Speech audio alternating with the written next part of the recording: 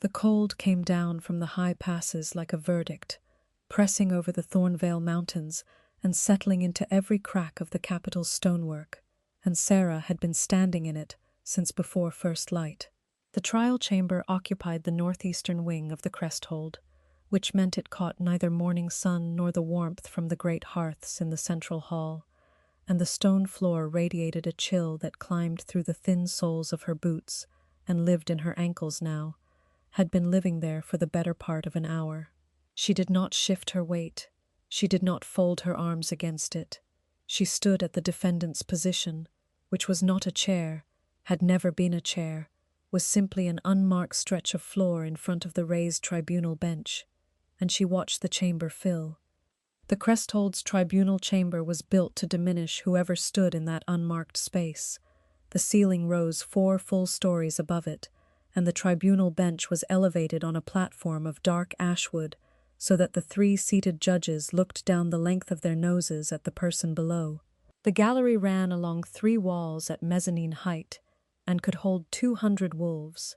Today it held perhaps 60, which, Sarah had already calculated, was still enough to make a noise like 200 when it chose to.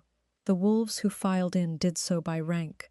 The higher their designation, the closer to the front rail they were permitted to stand, and so the nearest faces above her were all alpha faces, and they watched her arrival with the particular quality of attention that was not cruelty, not interest, but something closer to administrative expectation, as though she were a piece of procedural documentation they were required to verify before filing. She was used to that quality of attention. It was, in fact, the attention she had spent most of her 24 years learning to navigate. She wore the gray linen that the Cresthold's administrative staff were required to wear in formal proceedings, and it was slightly too large, having been issued from the general stores because she had not owned a formal garment, and because the quartermaster had been distracted and had not measured her, and had simply pulled the next largest size from the shelf. The collar sat wide on her shoulders. She had pinned it once on the left side with a small copper pin, her own, not the Cresthold's, and the pin was doing the work of keeping her from looking quite as provisional as the garment wanted her to look. It was a small thing. It was the kind of small thing she had always been precise about. The formal charge, as read into the record 3 days prior by the tribunal's recorder, was this: willful rejection of an Alpha's courtship overture in a formal pack setting, in violation of Cresthold protocol governing unmated Omegas of the administrative designation. The violation, if upheld, carried censure and removal from her post. The Alpha in question was Councillor Edric Vane, 3rd seat on the Interior Council, a man of 42 years and considerable self-regard, who had issued the overture before 6 witnesses at a formal function and had received from Sarah nothing more than a polite, unembellished refusal. She had not apologized for it. She had not explained it. She had simply said, in the clearest possible words, that she was not interested, and she had returned to the task she had left to attend the function, and she had finished it, and she had gone home. That was the whole of what she had done. She was here because it had been enough. The cold pressed on. She did not move.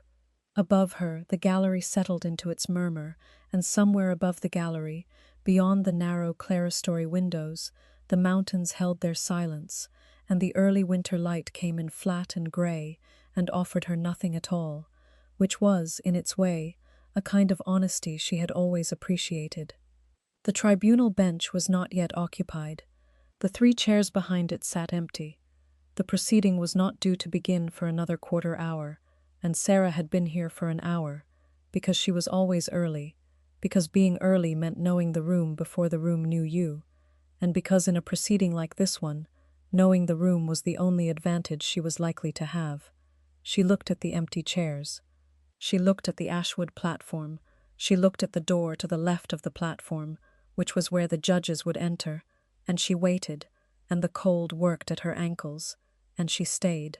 The life that had led Sarah to that unmarked stretch of floor was not, by most measures, a life that should have led anywhere remarkable. She had come to the Cresthold at 19, brought in as a junior records clerk in the archives division, under a lateral entry provision designed for PAC members of Omega designation who demonstrated exceptional retention and organizational aptitude. The examiner who had scored her entry assessment had noted, in handwriting that suggested mild professional irritation, that her results were the highest the division had seen in 11 years, and then had submitted her placement at the lowest possible grade within the junior bracket, because she was an Omega, and because those two facts were, in institutional practice, resolved in favor of the second. She had not protested this. She had gone to the archives, and she had learned where everything was, and she had done the work. The archives occupied the lower 2 floors of the Cresthold's eastern tower, a series of interconnected vaulted rooms that smelled of old paper and iron candle brackets, and the particular cold dust scent of documents that had not been opened in decades. Most of the staff treated the deeper stacks as a kind of professional purgatory, a place to be endured until a rotation to a sunnier post came through. Sarah had found the deeper stacks clarifying. There was a logic to old records that she trusted more than most of the logic currently running the building above them. Her post was called, formally, Tertiary Records Maintenance Specialist, which was a title belonging to no one in particular, and so had fallen to her. In practice, it meant she was responsible for the retrieval, recataloguing, and condition assessment of any document more than 30 years old that was flagged for council or administrative use.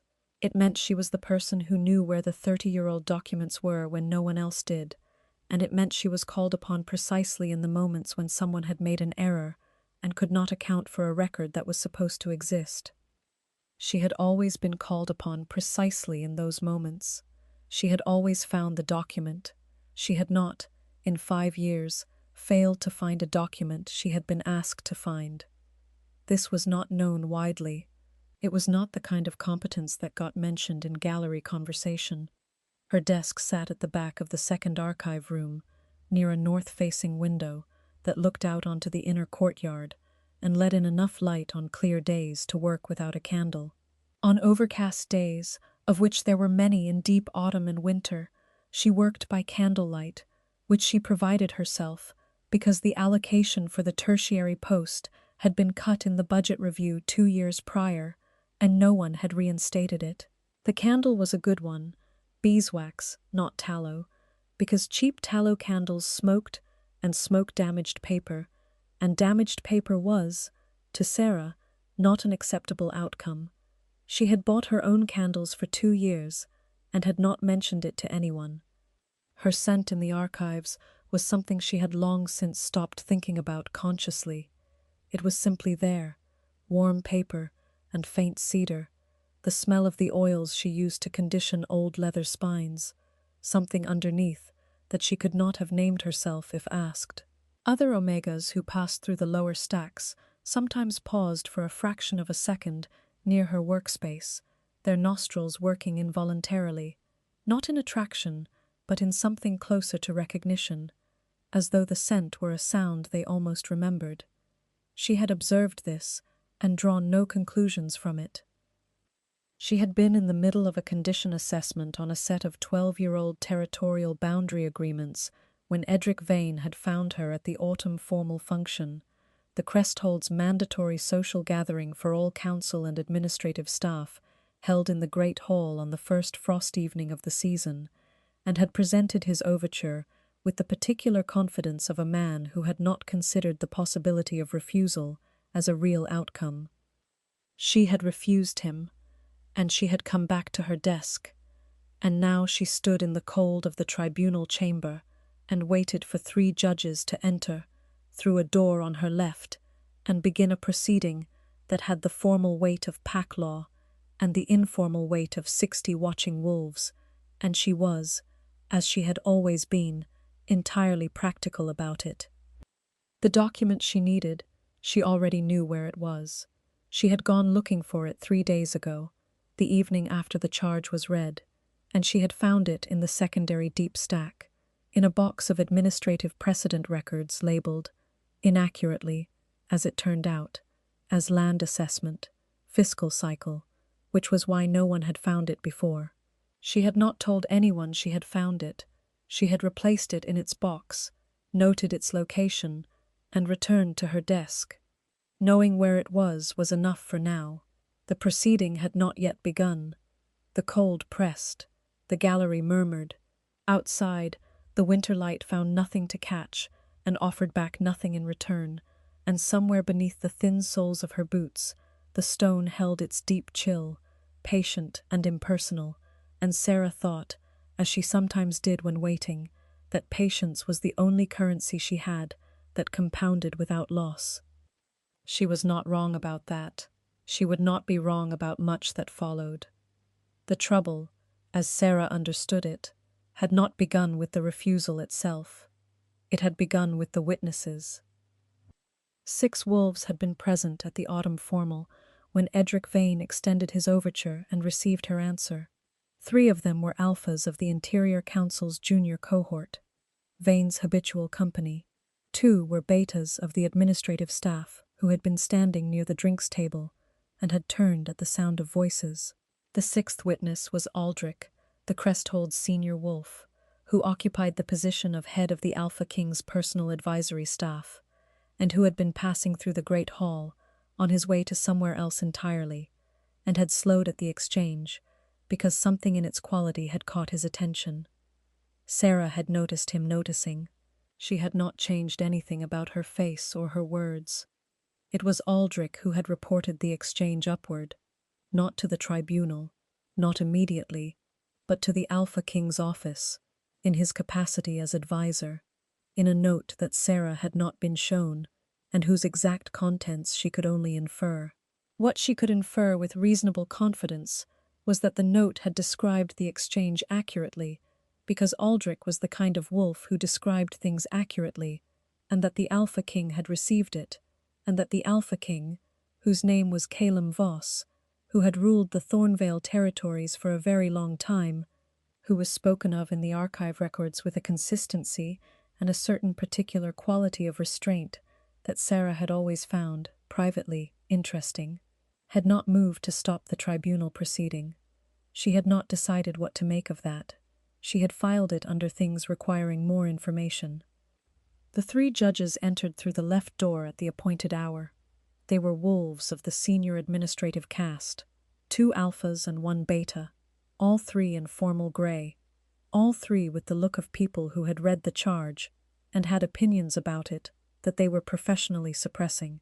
The lead judge, a tall alpha woman named Hendris, brought the chamber to order with a single flat stroke of her staff against the ashwood platform, and the gallery above fell quiet in a way that was not entirely natural, the quiet of a room that was waiting, specifically, for something. Sarah had been waiting for something too, though she and the gallery were not waiting for the same thing. The charge was read again in full, and the record of the 6 witnesses' accounts was entered, and the lead judge Hendris looked down at Sarah from her elevated position with the measured assessment of someone who had not yet decided she was a problem and was working through the relevant evidence, and said, "The defendant will confirm she understands the charge." "I understand it," Sarah said. "And the defendant acknowledges the violation as described?" "I acknowledge the event as described," Sarah said. "I do not concede it was a violation." A slight sound from the gallery. Not a gasp. These were not people who gasped, but a small collective tightening, the auditory equivalent of a room sitting up straighter. Hendris wrote something. She did not look particularly surprised. "Noted," she said. "The tribunal will proceed." What proceeded was, in its first part, the work of Vane's advocate, a compact and methodical beta named Sorn, who had brought a written brief of considerable length, and who read it with the pace and affect of a man who believed the weight of documentation was itself an argument. Sorn's case was straightforward.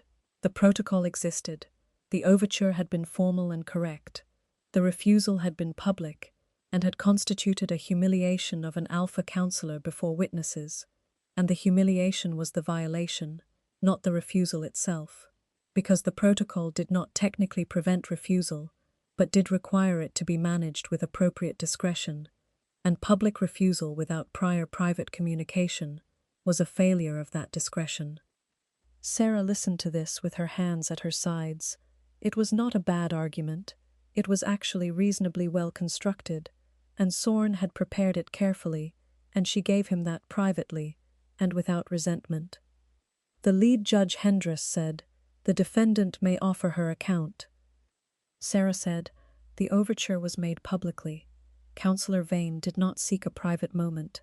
He extended his overture before 6 witnesses, which means he chose the public form."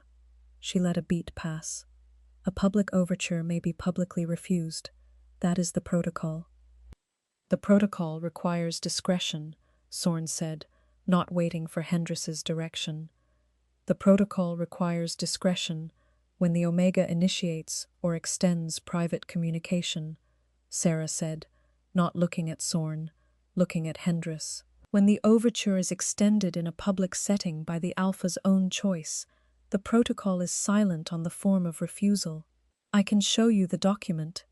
The second sound from the gallery was different from the first, lower, something like an intake of breath displaced across 60 throats. Hendris's pen had stopped. She was looking at Sarah with an expression that was not quite readjustment, but was adjacent to it. "You have a document." "I have the location of a document," Sarah said. "I can retrieve it within the hour, if the tribunal will allow a brief recess." The chamber's temperature did not change, but something in the quality of the air did. The particular shift that happened when a proceeding discovered it had been built on an assumption rather than a fact, and the assumption had just been asked to show its evidence. And it was in that specific moment of shifted air, in that held, recalibrated quiet, that the door to the right of the tribunal bench opened, not the door through which the judges had entered, the other door, the one that, Sarah had noticed on her arrival, was slightly more solid than the others, slightly more reinforced in its hinges, the kind of door built for a person whose presence changed the weight of a room. It opened, and a man stepped through, and the gallery above did not make a sound at all. He was tall in the way of old bloodline alphas, which meant his height was not the first thing you registered. The first thing was the density, the sense that the air had rearranged itself slightly to accommodate him. He wore no formal grey. He wore the dark wool of the Cresthold's upper administration, simply cut, and he wore it in the way of someone for whom clothing was information management rather than personal expression. His hair was dark and touched at the temple with the silver that appeared in long-lived alphas, not through age, but through time, the particular kind of time that had more weight in it than most years carried. His face was a face that had learned to give nothing away and had been practicing that lesson for longer than Sarah had been alive. He was, unmistakably, Calum Voss, Alpha King of the Thornvale territories, and he had just walked into the side of her trial without announcement. He did not sit. He took a position near the right wall, standing slightly back from the tribunal bench's elevation, not beside the judges, and not among the gallery, but in the particular spatial position of a person who was choosing to observe rather than preside. His arms were at his sides. His face was directed, with absolute neutrality, at the defendant's floor position, at Sarah. She did not look away from him. There was no profit in looking away, and there was information to be gathered in holding the look, so she held it for 2 full seconds, and then returned her attention to the lead judge Hendris, who had set her pen down entirely and was navigating, with visible professional effort, the question of what one did when the Alpha King attended an administrative tribunal for a tertiary records clerk without sending word. "Your Majesty," Hendris said, in a voice that was commendably level, "we were not informed of your attendance." "No," he said.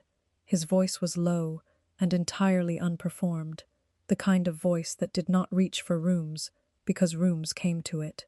"Continue." Hendris continued. The recess was granted. The document would be retrieved. He had come in through the other door, and he had not sat down, and he had looked at Sarah with nothing on his face that she could name, and she had looked back at him, and the cold in the chamber was still the same cold, pressing at her ankles through her thin-soled boots, patient and impersonal, and she thought, with the clarity she brought to everything, that she should not read anything into his being here. She was, in that one small thing, less right than she usually was. She had found the document in less than 40 minutes, which was 20 minutes faster than she had estimated, and which she attributed not to urgency, but to having been to the box before, and knowing the exact sequence. Third shelf from the floor on the west wall of the secondary deep stack, beneath the misfiled fiscal records, in the fourth box from the left, wrapped in its original assessment binding. The binding was dry and needed reconditionment, which she noted mentally as a separate task. She brought the document upstairs to the transcript room, signed it out under her access record, and returned to the tribunal chamber, with it held in both hands, at a position that kept it flat and exerted no pressure on the spine. Calum Voss had not moved from his position near the right wall. She noticed this without making anything of it, or she told herself she was making nothing of it, which was not entirely the same thing, and she knew it, but she set the knowledge aside because the proceeding was still running, and she needed to be precise. She placed the document before the lead judge Hendris, and she said, Section 14, subsection 3 of the Cresthold Administrative Conduct Protocol, in the revision dated 41 years ago. The subsection reads, where a courtship overture is extended by an alpha in the presence of 3 or more pack members, the omega recipient may decline by any means proportionate to the public nature of the overture, and no requirement of prior private communication shall apply. She paused once. The overture was made before 6 witnesses. The refusal was proportionate. There was no violation. The silence in the chamber was a different quality of silence than any that had preceded it. It was the silence of 60 wolves, recalibrating simultaneously, which had a specific texture, dense, slightly held, breathing changed, and Sarah stood in the center of it, with her hands at her sides, and waited for Hendris to speak. Sorn, Vane's advocate, said, that subsection predates the current protocol iteration. It may not be current. It was never revised, Sarah said. I checked the revision record. I have the revision index, if it would help. She had the revision index. She had retrieved it from the same box, on the same visit, and had it tucked inside the document binding. Hendris read the subsection. She read it again. She passed it to the judge on her right, who read it, and passed it to the judge on her left. The 3 of them conferred, in the low register murmur of professional people absorbing an unexpected fact. Above them in the gallery, the 60 watching wolves were doing their own version of this, and the murmur that rose and then subsided was not hostile. Exactly. It was the sound of an assumption finding the floor. The tribunal will need a brief recess to confer, Hendris said. Of course, Sarah said. She stepped back from the bench, and she did not look at the right wall, where Calum Voss was standing. She looked at the narrow clerestory windows, and at the flat gray winter light coming through them, and she breathed, quietly and evenly, and she waited.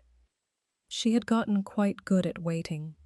It was during the recess that she became aware of him, not of his presence. She had been aware of his presence from the moment he entered, but of his proximity, which had changed. He had moved from the right wall.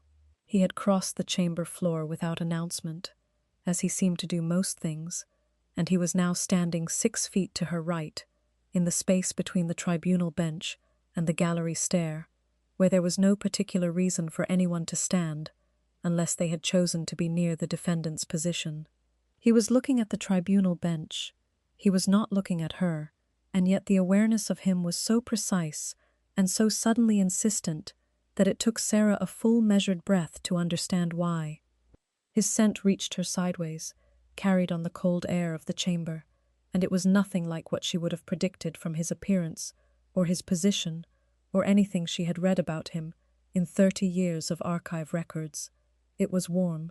Not warm like fire, warm like the particular quality of sun on old stone at midday in early autumn, and underneath it something steadier, like pine resin, and the cold mineral clarity of high-altitude air, and underneath even that, something she did not have a name for, something that moved through her like a word spoken in a language she had not known she already understood. Her shoulder ached. It did not ache the way cold made joints ache. It ached at the exact place where a claiming mark would sit, the neck curve above her clavicle, a warmth that was not physical warmth, and was not pain, but was something between the two, precise as a finger pressed to a bruise she had not known was there. She did not move. She did not cover the spot. She looked straight at the tribunal bench, and she breathed slowly, and she thought, with the part of her mind that was always cataloguing, that this was the most significant piece of information she had received in years, and that she was not going to do anything with it in this room, and that she was going to file it under things requiring more information, and not allow it to change a single thing about how she held herself. She was still thinking this when Calum Voss, without turning to look at her, said, very quietly, "You found the document before you were asked to retrieve it." It was not a question. "I found its location before the tribunal," she said, at the same low volume. "I went back for it." Why wait? She considered the question as she would consider any question worth consideration, because stating that a document exists without producing it is an argument. Producing it is a fact. I needed to be in a proceeding before I could produce it. A pause. The quality of his stillness was the quality of a person accustomed to hearing things that confirmed what he already suspected. He said, "You knew the charge wouldn't hold. I knew the protocol. The charge was built on an assumption that the protocol was unambiguous. It isn't." She let one beat pass. "I was reasonably confident." Reasonably. "There is always the possibility of a document being misread," she said. "I try to remain accurate, rather than certain." He made no sound. He did not nod. But something in the specific way he was holding himself, the positioning of his shoulders, the slight shift of his weight that was not quite toward her, communicated something she catalogued as attention, or more precisely, the quality of attention of someone who had just revised an expectation upward. Then Hendriss's staff struck the ashwood bench, and the recess ended, and Calum Voss returned to the right wall, without having looked at her directly, and Sarah returned her attention to the bench, and the cold was still in her ankles, and the winter light was still grey and flat in the clerestory windows, and none of this was unremarkable, and she had not decided yet what to do with any of it. The tribunal's finding came swiftly. The charge did not hold. The subsection was clear. Sarah was not censured, not removed, not formally noted as having committed a violation. The record would reflect an unfounded charge, and the unfounded charge would reflect on whoever had brought it, which was Edric Vane, and Vane's advocate Sorn, and Sarah did not allow herself any particular feeling about that, because the point had never been to harm Vane, had only been to establish that she had not violated a protocol that, in fact, said exactly the opposite of what he had claimed it said. She signed the dismissal record. She retrieved her document. She would return it to its box in the deep stack herself, because the tribunal's runners would not reshelve it correctly. She put on her coat. The coat was practical wool, slightly too long in the sleeves, a cast-off from the administrative surplus bin that she had adjusted at the hem, but not the cuffs, because adjusting the cuffs would have required a different needle, and she had not yet acquired the right needle. The copper pin moved from the grey linen to the wool collar and took its position on the left side.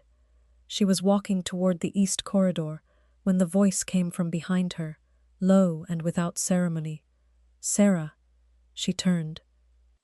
Calum Voss was standing at the entrance to the east corridor, which meant he had moved again without her having tracked it, which was, she noted, a detail she should not have allowed.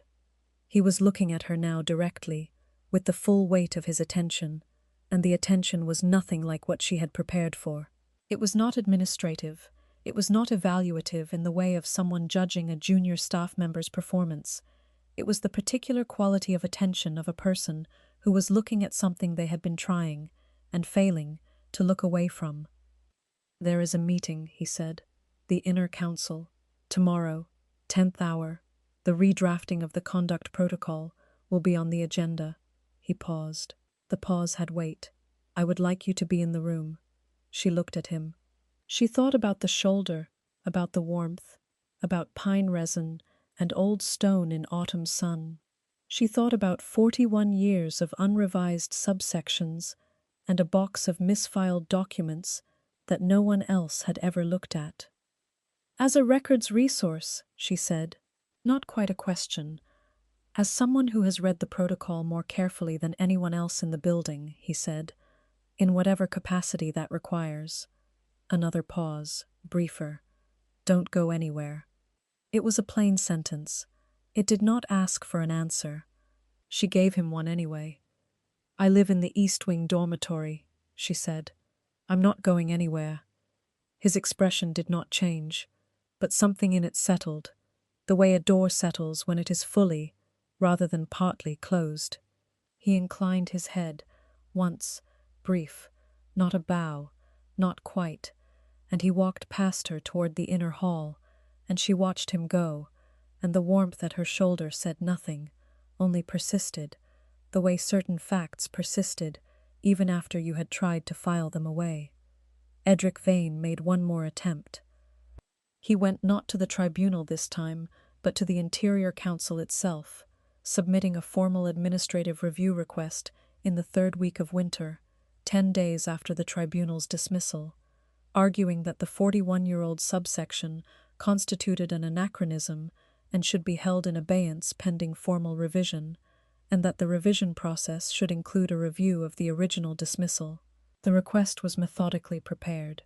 Sorn had done good work, and it was, on its surface, a reasonable administrative motion rather than a personal prosecution. Sarah had been expecting something like this, not quite this specific shape, but something. She heard of it through the Inner Council's circulation clerk, a beta woman named Pell, who occasionally left a warm cup of mint tea outside Sarah's archive room in the mornings when the frost was heaviest, without leaving a note or seeking acknowledgement, simply leaving it, the way some people distributed small kindnesses, like seed, scattered, without checking where it landed. Pell told her about the review request with the particular directness of someone who had decided that full information was a form of consideration. "He's framing it as a procedural cleanup," Pell said, at the door of the archive room, "not a personal matter." "It is procedural," Sarah said. "That's not the same as saying he's wrong about the process." Pell looked at her for a moment. "You're not worried?" "I'm precise," Sarah said. "They're not the same thing." She sat down after Pell left, and she thought about Edric Vane for exactly as long as the problem required, which was less time than most people would have taken, and then she set about the response. The response did not involve emotion or argument. It involved documents. Specifically, it involved the revision index she had already retrieved, which contained not only the record of every revision made to the Cresthold Conduct Protocol in 41 years, but also the record of every revision proposed and rejected, with the justifications for rejection entered in the original hand of the Revision Committee's senior recorder. There were 2 proposals to revise subsection 14, section 3, that had been raised and formally rejected, once 11 years after the original protocol, and once 22 years after that, and both rejections had been recorded with the explicit note that the subsection was functioning as intended and required no amendment. Functioning as intended, in the original hand of the senior recorder of the Revision Committee, twice.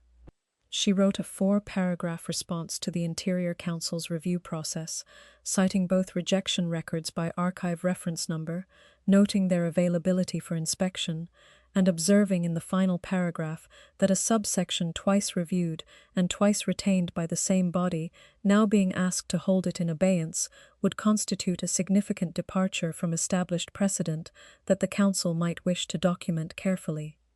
It was not an emotional document.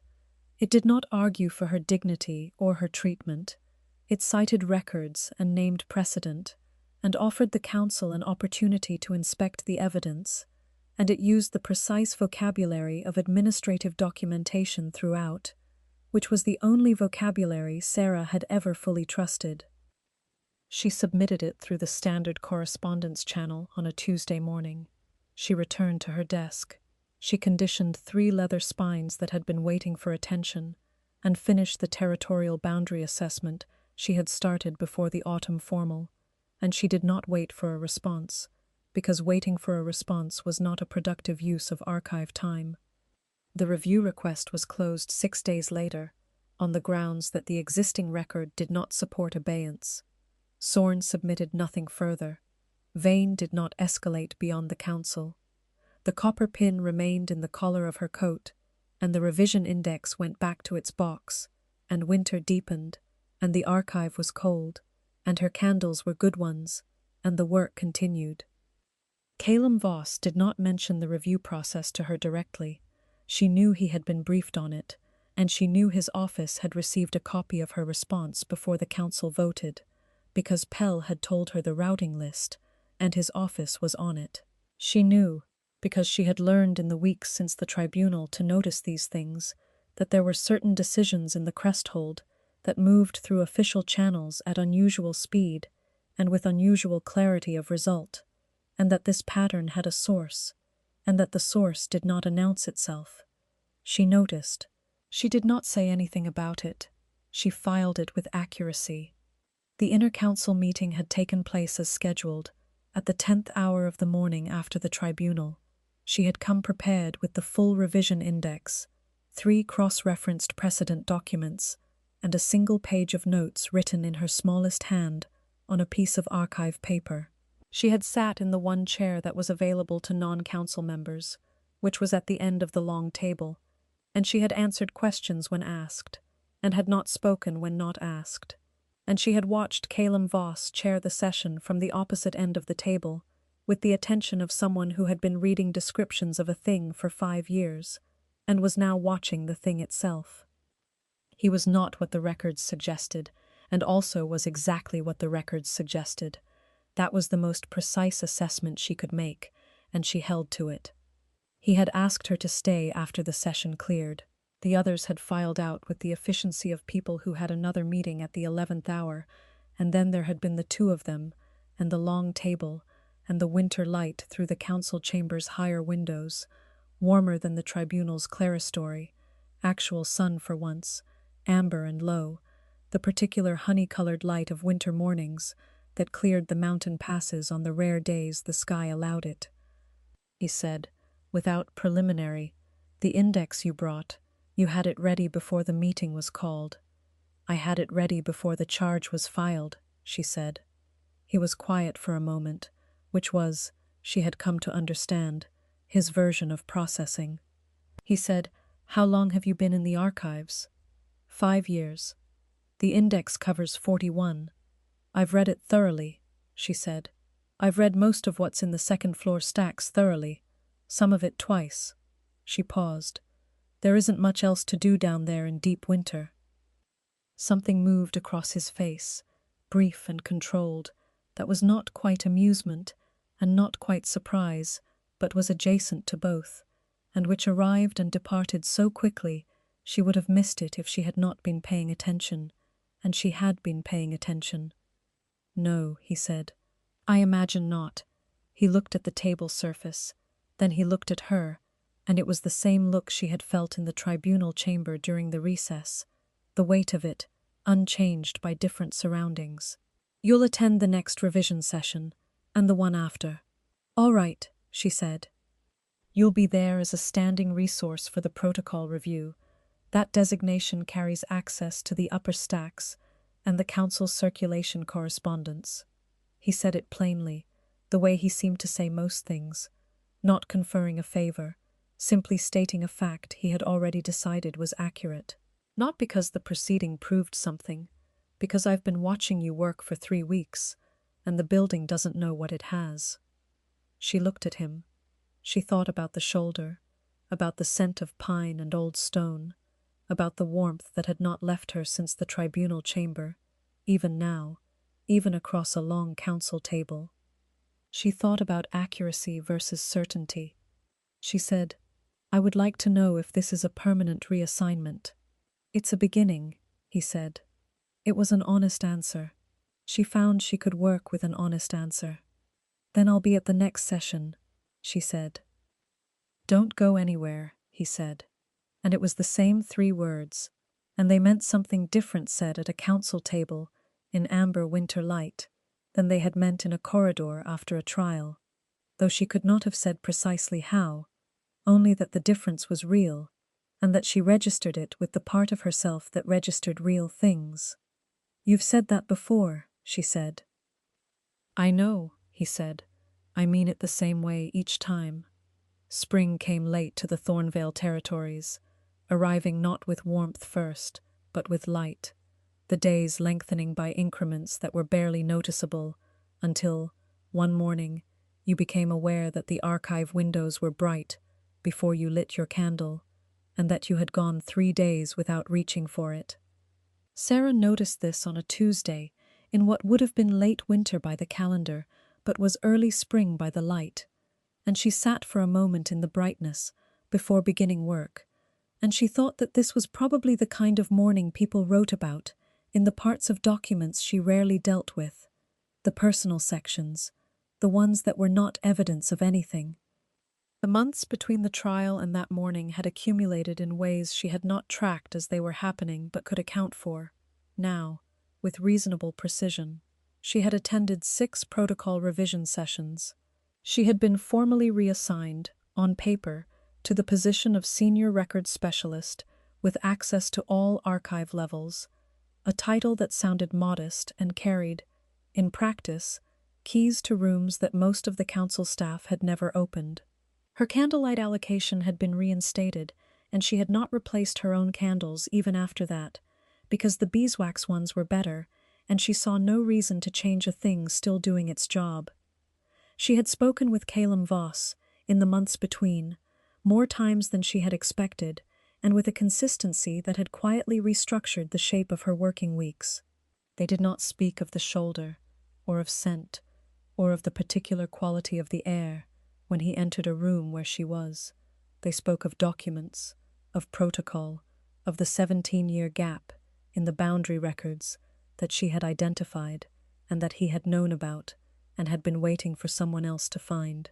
They spoke, occasionally, of the mountains and of the particular character of the light at different hours, and of what was in the deep stacks that had not been seen in decades. The conversations were not long. They were exact. She found she looked forward to exact conversations.